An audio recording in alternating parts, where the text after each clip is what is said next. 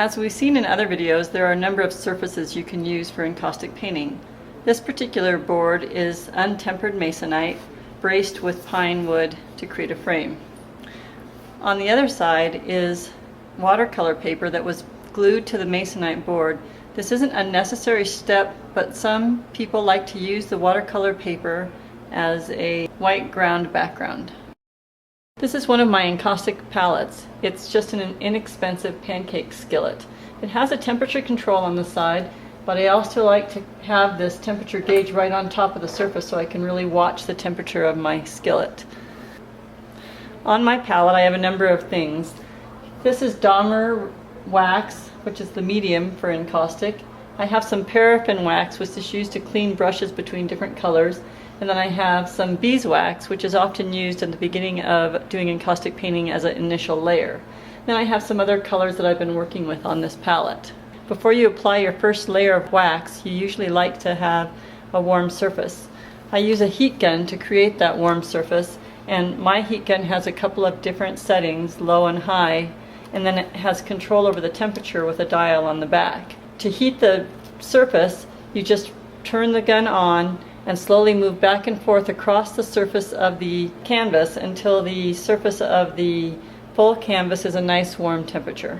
Another method for heating the surface of your canvas is to take another clean palette, another heating surface. I usually put a fresh piece of paper on it, and then turn your canvas upside down onto that piece of paper and let it sit on that palette until it's nice and even. Oftentimes in encaustic you want to use a layer of beeswax when you start.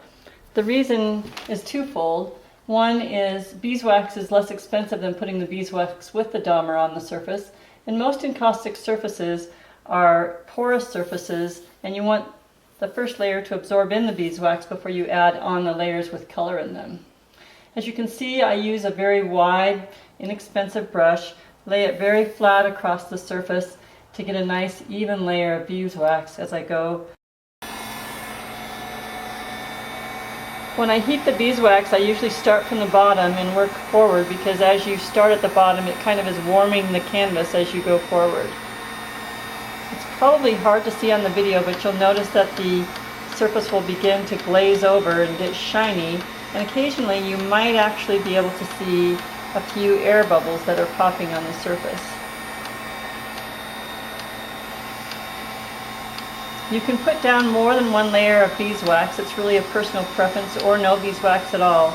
It's just another added layer under your encaustic to assist with the ground layer before you paint, and also once again to absorb into that surface of the painting, which usually is porous like wood, watercolor paper. If you use a non-porous surface with encaustic, you risk the wax actually popping off the surface of the painting. For example, some artists have experimented with painting on plexiglass, but it's somewhat of a risky surface to paint on because the temperatures of heating and cooling of plexiglass and wax are different, and if the painting is exposed to different temperatures, it's possible that the wax could just pop right off the face of the painting.